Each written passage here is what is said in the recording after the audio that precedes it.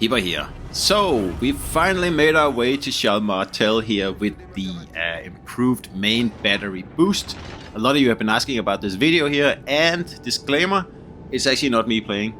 It is Esox, one of my friends in the game here, and probably one of the best Martel players out there. Also, don't forget to subscribe, like, and share, people, if you enjoy this video here. So, anyway, I have actually been playing Martel myself after it was given the main battery reload boost. I just haven't been able to play it a lot because, I mean, last update there was just so much stuff to go through. And it turned out that Republique was a really good ship, so I've been playing that a lot ever since. And obviously then I had 3 weeks of Colbert, and I played that instead of Martel. And there's just been so much to play, and yeah, I just really haven't had the time.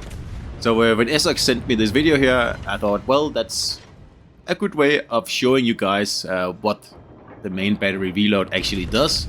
And I'll do my own video as soon as I get some time with Martel, but I'm like a few days away from actually unlocking Colbert for real now, so yeah, we'll see how much Martel time I actually get in. So you can see Esox here, he's running an agile build, and he has 3 main battery reload boosts, and there's a very nice triple citadel there, amazing actually.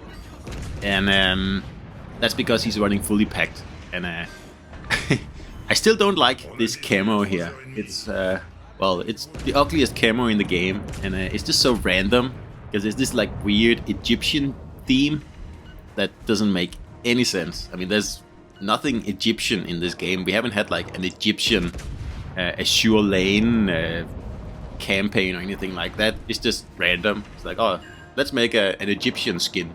Okay. Anyway, enough ranting about the skin, or camo, or whatever you want to call it.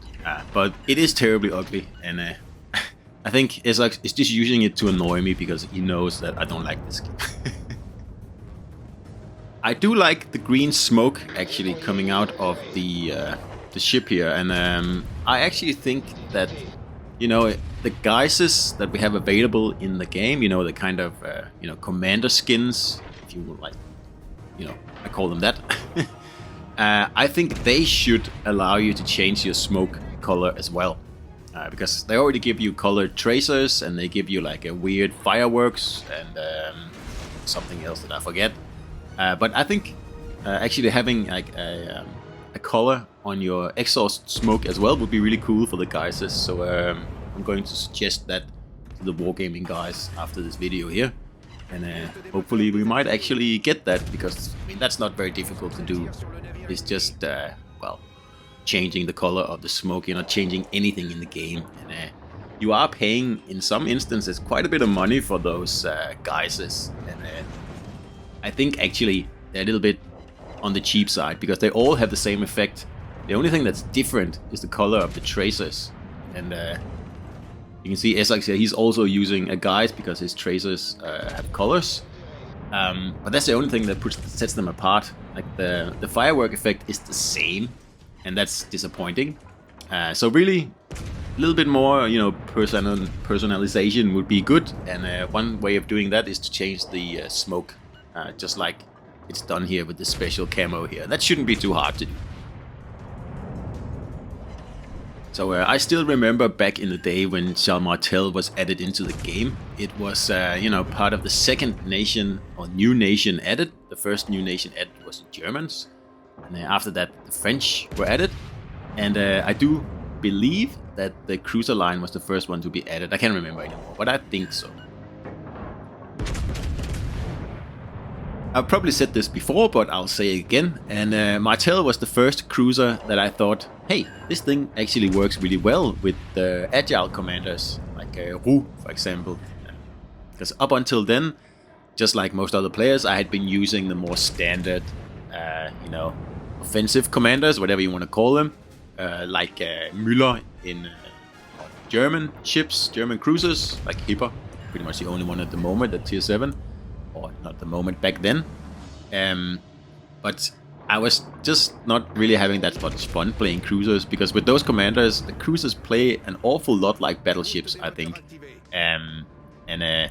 I wanted something different, and I remember when I put Roux on Martel, and back then I could get the rudder down to I think it was 3.2 seconds, which was very fast for a cruiser back then. That was like in a league of its own. And Martel was just so much more fun to play. And that's when I started to, put all my resources into all the agile commanders, because, I mean, no one else was using them at all. Everybody else was running the offensive guys. And I thought, like, well, why are these commanders in the game then? So I made it my thing to kind of explore them and see what happens if you, upgrade them all, and upgrade all the rudder inspirations and all the speed inspirations. In the beginning, I just had speed on my agile builds, which also works really well, but in the end I prefer rudder. But we didn't have those inspirations back in, in the old days when, Daddy was a little girl.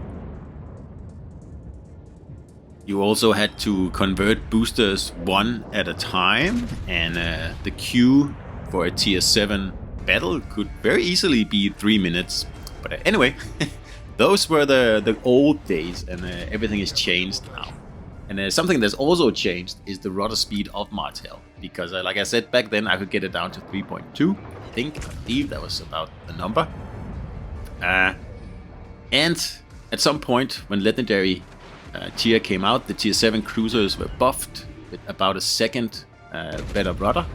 And we also got the Azure Lane Baltimore inspiration and the Takao inspiration, who together will bring down your rudder by almost another 10%. So these days you can get the Martel rudder down to 1.9 seconds, which is the sweet spot when it comes to rudders. If you're gonna go for agile builds, 2 seconds, 1.9 seconds, that's the sweet spot. Any lower than that, and yeah, it doesn't really do anything at all, really. But any higher than that, and it's definitely still worth to get it down to, like I said, that 2 seconds, 2 second, 1.9 seconds. That's the sweet spot when it comes to rudder. So one of the reasons I actually started to talk to Ezox here was that we were like discussing agile cruisers. Well, pretty much any opportunity we got, and we realized, hey, we both like them. And there's a few players like us out there. There aren't that many, I will say that. And I hear a lot of players saying like, oh, there's another guy playing an agile cruiser, and I'm sorry, but that's just totally wrong. I play agile cruisers, and Ezox plays agile cruisers, and that's about it, I think. I mean, I don't see many agile cruisers out there, and I can recognize them instantly. And I see one every 100 battles, something like that. It could be, of course, other people actually having the agile commanders on their cruisers, but just not having them, either not a full agile build or not having the levels required for the agile build. But I can assure you that the amount of agile cruisers out in the wild is extremely low. It's yeah, like I said, probably around 1%, something like that. And everybody else runs other builds. I don't know what they run, but they're not running agile builds. And trust me on that one. It is a bit puzzling, actually, because in my opinion it makes the cruisers way more fun to play. And it also gives those, agile commanders a purpose, because if you don't go full agile build on these agile commanders, then there's really no point. You might as well go with one of the more offensive ones then. So, I mean, I would like to see a statistic from Wargaming on how many cruisers are actually taken out with one of the agile commanders, and I don't think it's a lot. So why do I like agile cruisers so much? And well, the main reason is that it's an entirely different playstyle. Like I said in the beginning, if you play more traditional cruisers, they feel too much like battleships to me. I mean, you position somewhere and then you defend that position, and that's about it. And you try not to get overmatched. But you know, in Agile Cruiser, you are mobile all the time. Like you never sit still. And you are always fluidly shifting positions all the time. You're always pushing in. You're always kiting away. You're always doing something fun, or you're always dodging incoming Yamato shells or something that's exciting. You know, it makes the gameplay a lot more action-packed, a lot more fun. And in my opinion, it also makes the videos of Cruiser play a lot more interesting to watch.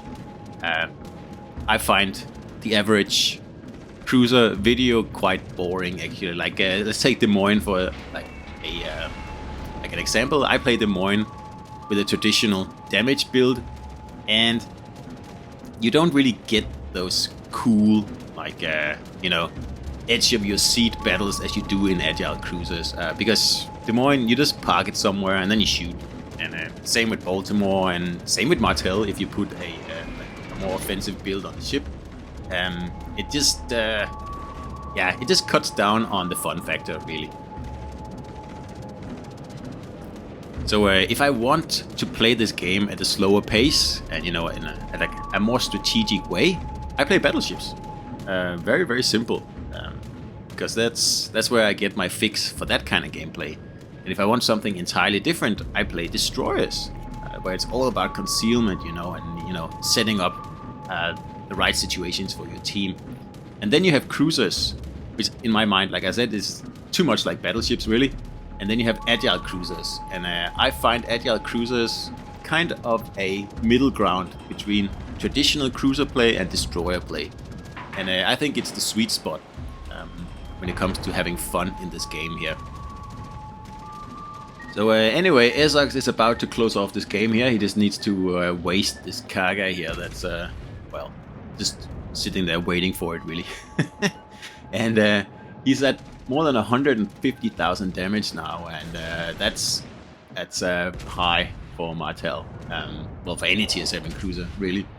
And he's also got a clear sky and a high caliber, and I believe that's a devastating strike there as well.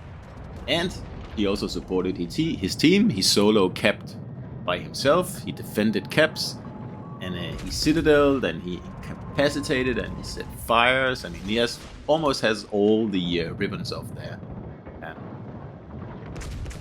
And that's what Agile Cruisers are all about. It's like having the full 12 ribbons up there, or how many there are in the game. I can't remember. There's about 12. Because that's what the cruisers are about. It's all about, helping your team out. And damage, although important, is not the primary focus of these cruisers here. And that's why they don't have a damage build on them. They have an agility build. It's all about support and, setting up situations. So anyway, that's the end of the battle here. He finished at nearly 180,000 damage. That's and a double clear sky. Don't forget that one. And let's just look at the XP here. 4,300. Probably the highest I've seen in Martel.